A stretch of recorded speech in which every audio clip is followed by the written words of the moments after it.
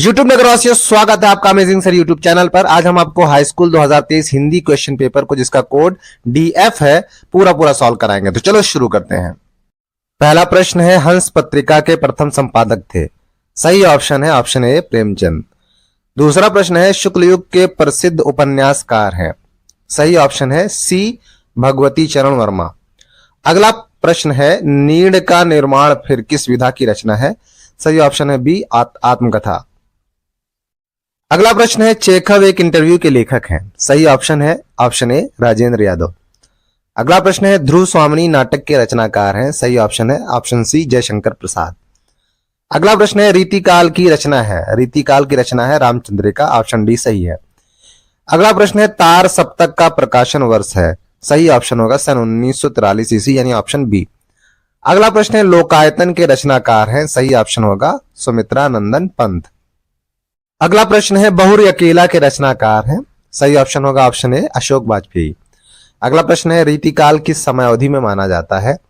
सन 1643 से 1843 ईस्वी तक। ऑप्शन सी सही है। हास रस का स्थायी भाव है। ऑप्शन डी हास सही है। अगला प्रश्न है, जहां पर उपमेय की किसी उपमान से गुणधर्म के आधार पर समानता की जाए वहां अलंकार होता है। तो कौन सा अलंकार होता है। ऑप्शन बी उपमा अलंकार सही है।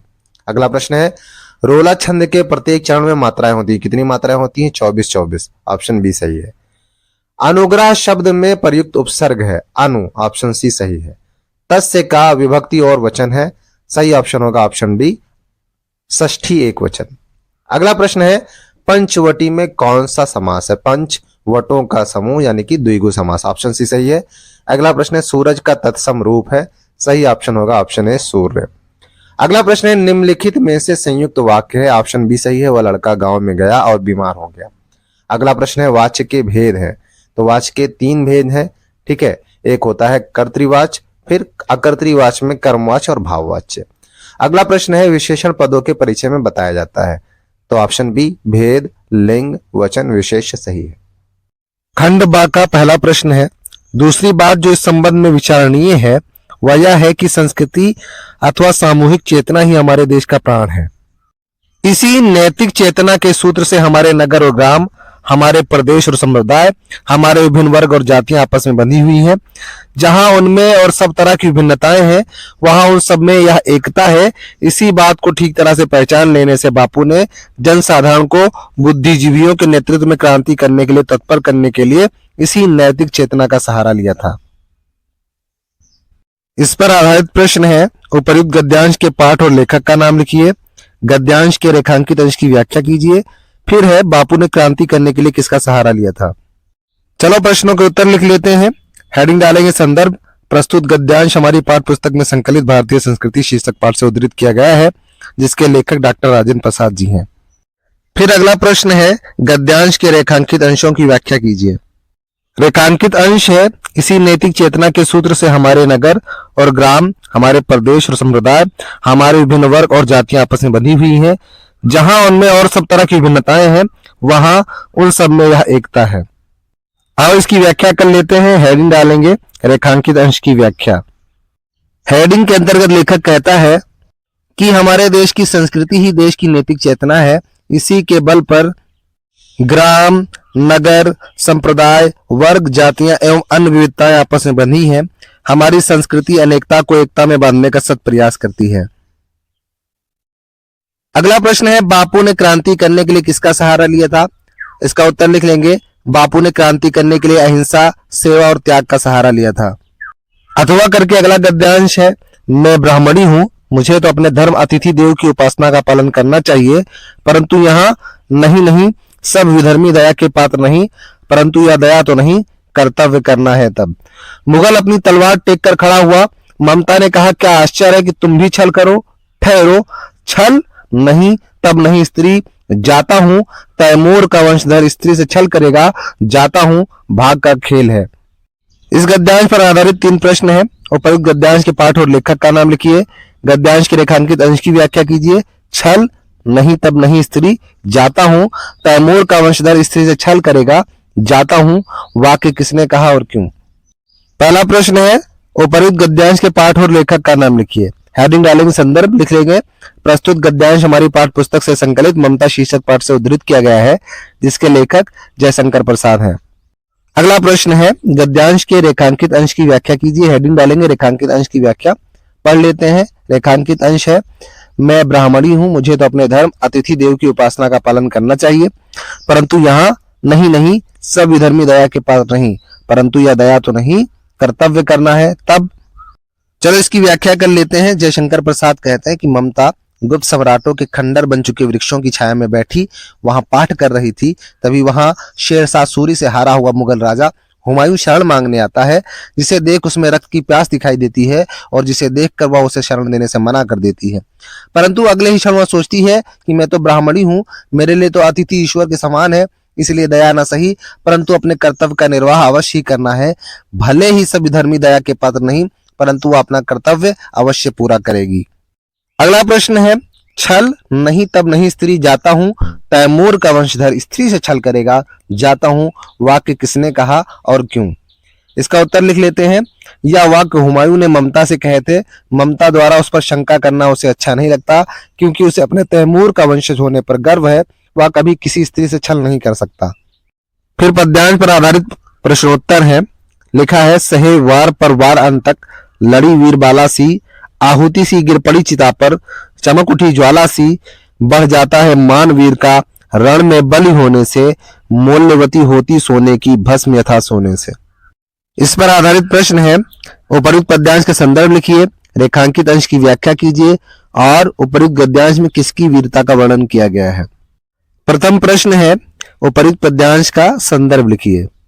हेडिंग डालेंगे संदर्भ, फिर लिखेंगे प्रस्तुत पद्यांश हमारी पाठ्य पुस्तक हिंदी के काव्यखंड में कवित्री श्रीमती सुभद्रा कुमारी चौहान द्वारा रचित झांसी की रानी की समाधि पर नामक शीर्षक से उद्धृत है।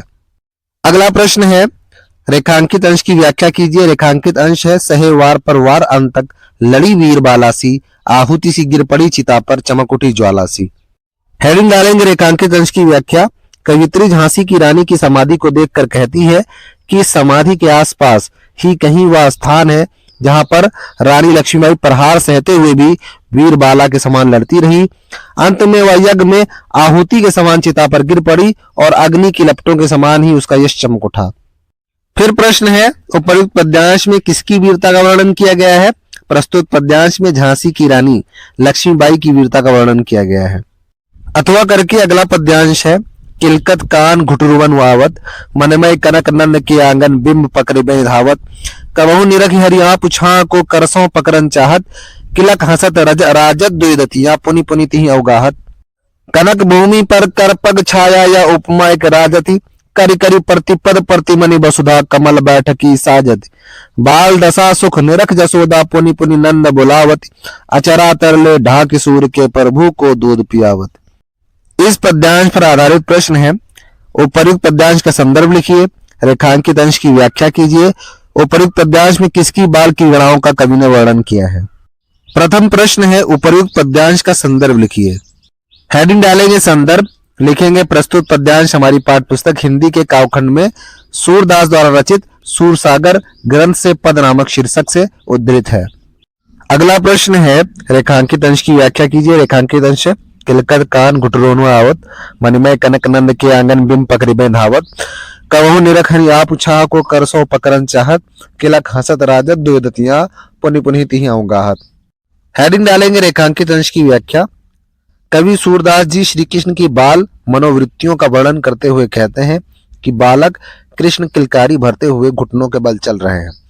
नंद द्वारा बनाए गए मड़ियों के युक्त आंगन में श्री कृष्ण अपनी परछाई देख उसे पकड़ने के लिए दौड़ते हैं और कभी अपनी परछाई देखकर हंसने लगते हैं तो उनके आगे के दो दांत बार बार दिखाई पड़ते हैं जो अत्यंत सुशोभित लग रहे हैं।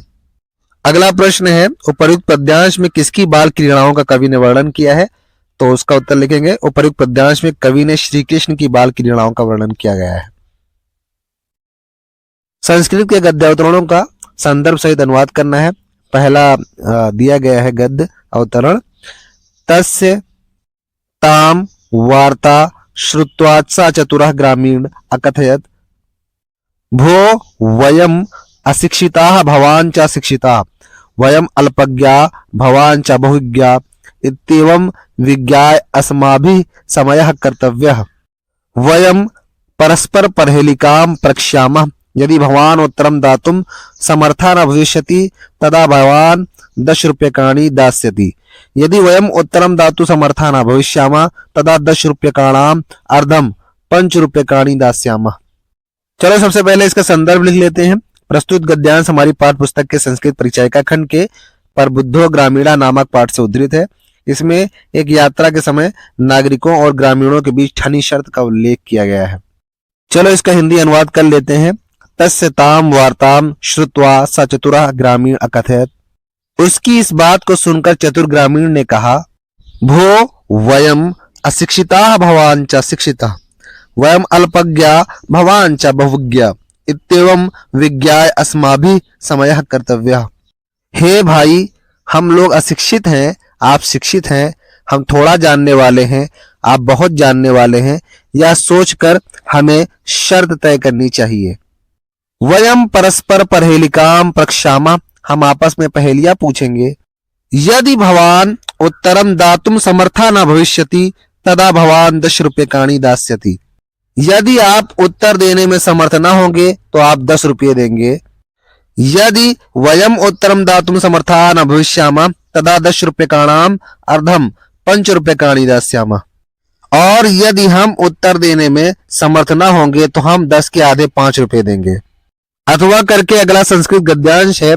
वाराणसी स्विख्याता प्राचीना नगरी इयं विमल सलिल तरंगाया गंगाया कूले स्थिता, अस्याः घट्टानां वलयाकृति पंक्ति धवलायां चंद्रिकायां बहुराजते, अगणिता पर्यटका सुधैरभ्या देशेभ्यः नित्यम् अत्र आयान्ति, अस्याः घट्टानां च शोभां विलोक इमां बहु प्रशंसन्ति। सबसे पहले इसका संदर्भ लिख लेंगे। प्रस्तुत गद्यांश हमारी पाठ्य पुस्तक के संस्कृत परिचायिका खंड के वाराणसी नामक पाठ से उद्धृत किया गया है। प्रस्तुत पंक्तियों में लेखक ने वाराणसी नगरी की सुंदरता का वर्णन किया है। चलो इसका हिंदी अनुवाद कर लेते हैं। लिखा है, वाराणसी स्विख्याता प्राचीना नगरी, वाराणसी बहुत प्रसिद्ध प्राचीन नगरी है। इयम विमल सलिल तरंगाया गंगाया कूले स्थिता, यह स्वच्छ जल की तरंगों वाली गंगा के किनारे पर स्थित है। अस्याः घट्टानां वलयाकृति पंक्ति धवलायां चंद्रिकायां बहुराजते, इसके घाटों की गोलाकार पंक्ति सफेद चांदनी में बहुत सुंदर प्रतीत होती है। अगणिता पर्यटका सुदूरेभ्यः देशेभ्यः नित्यम अत्र आयान्ति, दूर दूर देशों से असंख्य यात्री यहाँ प्रतिदिन आते हैं। अस्याः घट्टानां च शोभां विलोक इमां बहु प्रशंसन्ति, और इसके घाटों की शोभा देखकर इसकी बहुत प्रशंसा करते हैं। फिर संस्कृत श्लोक दिए गए हैं जिसका संदर्भ सहित अनुवाद करना है। चलो देख लेते हैं। श्लोक है, उत्तरम यत् समुद्रस्य हिमाद्रेश्य दक्षिणम वर्षम तद भारतम नाम भारती यत्र संतति। सबसे पहले इसका संदर्भ लिखेंगे। प्रस्तुत श्लोक हमारी पाठ्य पुस्तक के संस्कृत परिचायिका खंड के वीरः वीरेण पूज्यते नामक पाठ से उद्धृत है। लिखा है, उत्तरम यत् समुद्रस्य, समुद्र से उत्तर, हिमाद्रेश्य दक्षिणम, और हिमालय के दक्षिण में जो देश है, वर्षम तद भारतम नाम, वह भारत है, भारतीय यत् संतति, और जहां पर भारत की संतान रहती है। अगला श्लोक है, माता गुरुतरा भूमे खात पितोच्तर स्थिता, मना शीघ्रतरम वाता चिंता बहुतरी तृणात्। चलो इसका संदर्भ लिख लेते हैं। प्रस्तुत श्लोक हमारी पाठ्य पुस्तक के संस्कृत परिचायिका खंड के जीवन सूत्राणी नामक पाठ से उद्धृत है। इसमें कवि ने माता पिता और मन और चिंताओं पर प्रकाश डाला है। चलो इसका हिंदी अनुवाद कर लेते हैं। माता गुरुतरा भूमे, माता पृथ्वी से भी अधिक भारी होती है। खात पितोच्तर स्थिता, आकाश से भी ऊंचा पिता होता है। मनः शीघ्रतरम वातात, मन वायु से भी अधिक शीघ्रगामी होता है। चिंता बहुतरी तृणात्, और तिनकों से भी बहुत अधिक चिंता होती है। आगे जो प्रश्न है वो खंडकाव के ऊपर आधारित है। खंडकाव को स्किप करेंगे ताकि वीडियो ना लंबी हो जाए। अगर आपको अपने जिले के अकॉर्डिंग खंडकाव के प्रश्नोत्तर चाहिए तो कमेंट करें, मैं जरूर उस पर एक वीडियो बना दूंगा। जीवन परिचय लिखना है किसी एक लेखक का, जयशंकर प्रसाद, आचार्य रामचंद्र शुक्ल या भगवत शरण उपाध्याय के ऊपर। ठीक है, हम लिखेंगे जयशंकर प्रसाद के ऊपर। कोमल भावनाओं के चितेरे छायावादी युग के निर्माता, नाटक सम्राट कवि जयशंकर प्रसाद का जन्म सन 1889 ईस्वी में काशी के प्रसिद्ध जर्दा विक्रेता श्री देवी प्रसाद जी के यहाँ हुआ था। इनके पिता काशी के प्रसिद्ध दानी थे। बालक जयशंकर केवल 12 वर्ष के थे और 7वीं कक्षा में पढ़ते थे कि इनके पिता परलोकवासी हो गए और घर का सारा भार इनके कंधों पर आ पड़ा। घर पर हिंदी, संस्कृत तथा अंग्रेजी का अध्ययन किया। माता पिता, भाई, 2 पत्नी तथा 1 पुत्र को संसार से विदाई देकर इनका पारिवारिक जीवन दुखों से घिर गया। यह सब कुछ होते हुए भी सरस्वती के इस पुत्र ने हिंदी जगत की बहुत सेवा की। आपका जीवन सरल था। भारतीय दर्शन, इतिहास, संस्कृत साहित्य, विशेष रूप से बौद्ध साहित्य पर प्रसाद जी का गहरा अध्ययन था। सन 1937 ईस्वी में आपका देहावसान हो गया। इनकी रचनाएं निम्न है: चित्रधारा, कानन कुसुम, करुणामय, महाराणा का महत्व, प्रेम पथिक, झरना, आंसू, लहर, कामायनी, राजश्री, अजातशत्रु, स्कंदगुप्त, दुर्स्वामिनी, विशाख, कामना, जन्मेजय का नागयज्ञ, एक घूंट, सज्जन, चंद्रगुप्त, कल्याणी का परिचय, प्रायश्चित, कंकाल, तितली, आंधी, इंद्रजाल, छाया, प्रतिध्वनि आदि। फिर इसके बाद किसी कवि का जीवन परिचय लिखना है, तुलसीदास, बिहारी लाल या मैथिली शरण गुप्त के ऊपर। हम मैथिली शरण गुप्त के ऊपर लिखेंगे। हिंदी साहित्य के गौरव राष्ट्र कवि श्री मैथिली शरण गुप्त का जन्म सन 1886 ईस्वी में चिरगांव जिला झांसी के एक प्रतिष्ठित वैश्य परिवार में हुआ था। आपके पिता सेठ राम शरण गुप्त हिंदी के अच्छे कवि थे। सन 1899 ईस्वी में आपकी कविताएं सरस्वती पत्रिका में प्रकाशित होनी शुरू हो गईं। आपके 4 भाई और थे। सियाराम शरण गुप्त आपके अनुज हिंदी के आधुनिक कवियों में विशेष महत्वपूर्ण स्थान रखते हैं। गुप्त जी की प्रारंभिक शिक्षा घर पर ही हुई। इसके पश्चात अंग्रेजी की शिक्षा के लिए झांसी भेजे गए, परंतु शिक्षा का क्रम अधिक न चल सका। घर पर ही आपने बंगला, संस्कृत और मराठी का अच्छा ज्ञान प्राप्त किया। सांस्कृतिक तथा राष्ट्रीय विषयों पर लिखने के कारण वे राष्ट्र कवि कहलाए। साकेत का ऊपर आपको हिंदी साहित्य सम्मेलन ने मंगला प्रसाद पारितोषिक प्रदान किया था। गुप्त जी को आगरा विश्वविद्यालय ने डीलिट की मानद उपाधि से अलंकृत किया। सन 1954 ईस्वी में भारत सरकार ने पद्म भूषण के अलंकरण से इन्हें भूषित किया। वे 2 बार राज्यसभा के सदस्य भी मनोनीत किए गए थे। सरस्वती का यह महान उपासक 12 दिसंबर सन 1964 ईस्वी को परलोकवासी हो गया। इनकी प्रमुख रचनाएं निम्न है: रंग में भंग, जयद्रथवध, पद्य प्रबंध, भारत भारती, शकुंतला, पद्मावती, वैतालिकी, किसान, पंचवटी, स्वदेश संगीत, गुरु तेग बहादुर, हिंदू शक्ति, सैरंध्री, वन वैभव, बग संहार, झंकार, साकेत, यशोधरा, द्वापर, सिद्धराज, नहुष, विकट, भट्ट, मौर्य विजय, मंगल घट, त्रिपथगा, गुरुकुल, काबा और करबला, अजीत, कुणाल गीत आदि। इनकी प्रमुख अनुदित रचनाएं विरहणी ब्रंजांगना, मेघनाद वध, हिडिंबा, प्लासी का युद्ध तथा उमर खय्याम की रुबाइयां आपकी प्रमुख अनुदित रचनाएं हैं। अगला प्रश्न है, अपनी पाठ्य पुस्तक से कंठस्थ किया गया कोई एक श्लोक लिखिए जो इस प्रश्न पत्र में न आया हो। हम लिखेंगे, अब दो दूरगामी च साक्षरो नचा पंडिता, अमुख स्फुट वक्ता चयो जानाति सा पंडिता। हम पुस्तकालयाध्यक्ष के लिए एक पत्र लिखेंगे। ठीक है, लिखेंगे सबसे पहले सेवा में, फिर कॉमा लगाएंगे, फिर पुस्तकालय अध्यक्ष लिखेंगे, फिर कॉमा लगाएंगे, इन्होंने कॉमा अमेठी। फिर लिखेंगे, महोदय सविनय निवेदन है कि मैं आपके विद्यालय में 10वीं का छात्र हूँ। मैं आर्थिक दृष्टि से पिछड़े वर्ग के गरीब परिवार से हूँ। इस कारण ना तो मुझे किसी अन्य स्रोत से पाठ्य पुस्तकें प्राप्त हुई हैं, ना ही मैं खरीद सका हूँ। बिना पाठ्य पुस्तकों के मेरी पढ़ाई सही नहीं हो रही है। मुझे पुस्तकालय से संबंधित कक्षा की सभी पाठ्य पुस्तकें उपलब्ध हो जाएं तो मेरा अध्ययन सुचारू रूप से चल सकता है। अतः प्रार्थना है कि मुझे कक्षा की सभी विषयों की पाठ्य पुस्तकें विद्यालय के पुस्तकालय से दिलवाने की कृपा करावें, जिसके लिए मैं आपका सदैव आभारी रहूंगा। आपका आज्ञाकारी छात्र रमेश राज, 10वीं बा। कुछ इस तरह से हम एक प्रार्थना पत्र लिख सकते हैं। अगला प्रश्न है, निम्नलिखित प्रश्नों में से किन्हीं 2 प्रश्नों के उत्तर संस्कृत में दीजिए। चलो देख लेते हैं। पहला प्रश्न है, अलक्षेन्द्र कः आसीत्? अलक्षेन्द्र यवन राजा आसीत्। फिर है, चंद्रशेखर स्वनाम किम अकथयत? चंद्रशेखर स्वनाम आजाद इति अकथयत। फिर है, सुखा नाम उत्तमम किम स्यात्? सुखा नाम संतुष्टि उत्तमा अस्ति। फिर है, भारतीय संस्कृति काम संगम स्थली। भारतीय संस्कृति सर्वेषाम मतावलंबनाम संगम स्थली। फिर है, कुत्र मरणम मंगलम भवति? वाराणस्याम मरणम मंगलम भवति। प्रश्न है, निम्नलिखित में से किसी एक विषय पर निबंध लिखिए। विषय है, जीवन में विज्ञान का महत्व, विद्यार्थी और अनुशासन, वनों से लाभ, देश प्रेम, आतंकवाद कारण एवं निवारण इत्यादि। हम लिखेंगे वनों से लाभ पर निबंध। सबसे पहले हम रूपरेखा तैयार कर लेंगे। प्रस्तावना, वनों का आर्थिक महत्व, प्रत्यक्ष लाभ, लकड़ी की प्राप्ति, कच्चे माल की प्राप्ति, लघु उद्योगों की स्थापना, व्यक्तियों के लिए रोजगार, पशुओं का चारा, राजस्व की प्राप्ति, विदेशी मुद्रा की प्राप्ति, आयुर्वेदिक एवं अन्य जड़ी बूटियों की प्राप्ति। अप्रत्यक्ष लाभ क्या क्या है? जलवायु पर नियंत्रण, पर्यावरण संतुलन, वर्षा में सहायक, रेगिस्तान के प्रसार पर रोक, बाढ़ नियंत्रण में सहायता, भूमि कटाव पर रोक, पानी के स्तर में वृद्धि, वनों के विकास के लिए सरकारी प्रयास और उपसंहार इत्यादि। सबसे पहले हेडिंग डालेंगे प्रस्तावना। जीव जगत के रक्षक हैं वन, करते दूर प्रदूषण, धन संपत्ति स्वास्थ्यदायक है ये जगती के भूषण। हमारा देश प्राचीन काल से वन प्रधान रहा है। वन एक ऐसा गोदाम है जहां से हमें भोजन बनाने के लिए ईंधन, फर्नीचर के लिए लकड़ी व कागज के लिए लुगदी की प्राप्ति होती है। वन प्राकृतिक ऊर्जा के मुख्य स्रोत हैं। किसी भी देश की आर्थिक विकास एवं उसकी समृद्धि के लिए वन का महत्वपूर्ण स्थान है। वन बाढ़ पर नियंत्रण करके भूमि के कटाव को भी रोकती है। अगली हेडिंग हम डालेंगे वनों का आर्थिक महत्व। पंडित जवाहरलाल नेहरू के शब्दों में, एक उगता हुआ वृक्ष राष्ट्र की प्रगति का जीवित प्रतीक है। भारतीय अर्थव्यवस्था में वनों का विशेष महत्व है। वनों के महत्व को प्रदर्शित करते हुए J.S. कॉलिंस ने लिखा है, वृक्ष पर्वतों को थामे रखते हैं, वे तूफानी वर्षा को दबाते हैं तथा नदियों को अनुशासन में रखते हैं। वे झरनों को बनाए रखते हैं तथा पक्षियों का पोषण करते हैं। इस प्रकार वनों से हमें अनेक प्रकार के लाभ प्राप्त होते हैं। इनमें से कुछ लाभों का विवरण इस प्रकार है। हम हेडिंग डालेंगे प्रत्यक्ष लाभ। वनों से होने वाले कुछ प्रत्यक्ष लाभों का संक्षिप्त विवरण इस प्रकार है। लकड़ी की प्राप्ति। वनों से हमें अनेक प्रकार की लकड़ियां प्राप्त होती हैं। भारतीय वनों से लगभग 550 प्रकार की ऐसी लकड़ियां प्राप्त होती हैं जो व्यापारिक दृष्टि से बहुत उपयोगी हैं।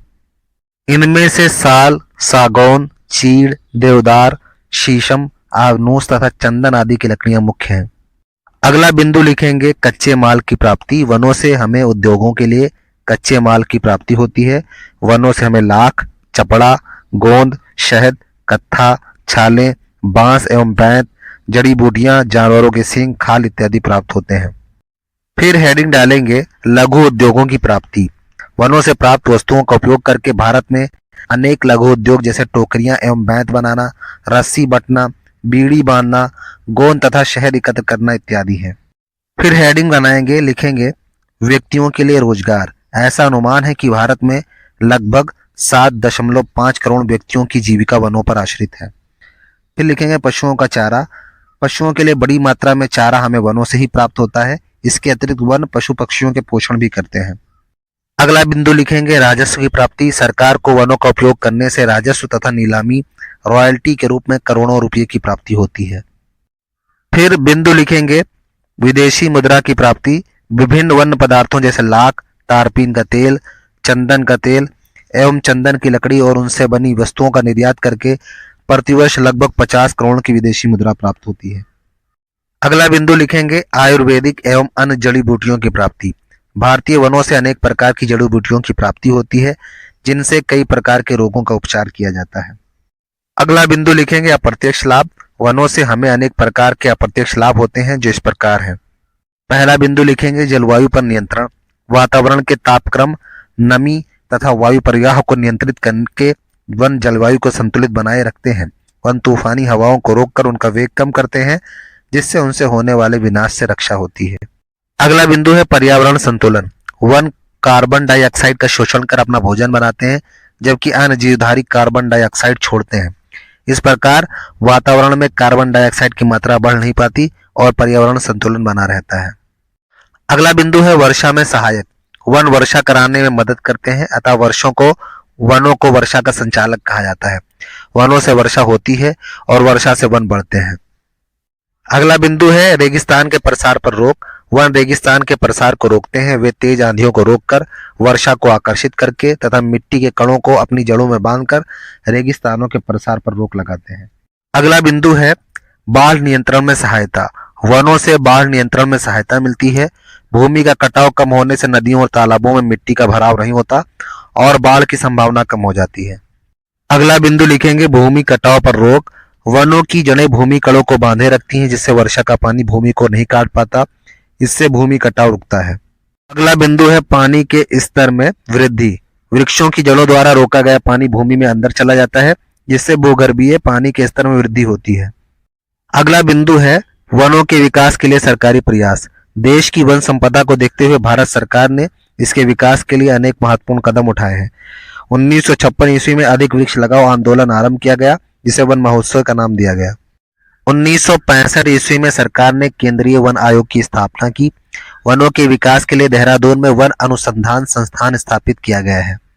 वनों की अनियंत्रित कटाई को रोकने के लिए विभिन्न राज्यों में वन निगम बनाए गए हैं। अंतिम बिंदु लिखेंगे उपसंहार। प्राचीन काल से ही वन मनुष्य के संगी एवं साथी बने रहे हैं। जब मनुष्य जंगलों में रहता था तब वह पूरी तरह से वनों पर ही आश्रित रहता था। उसके द्वारा प्रदत्त फल फूल कंदमूल से ही अपना पेट भरता था। इस प्रकार वन तथा मनुष्य का नाता बहुत पुराना है। अब यहाँ पर आपका प्रश्न पत्र और निबंध दोनों समाप्त होते हैं। इसका पीडीएफ प्राप्त करने हेतु नीचे डिस्क्रिप्शन बॉक्स में टेलीग्राम ग्रुप का लिंक दिया गया है, ठीक है, उसे ज्वाइन करें। अब मिलते हैं अगली क्लास में, तब तक के लिए जय हिंद जय भारत।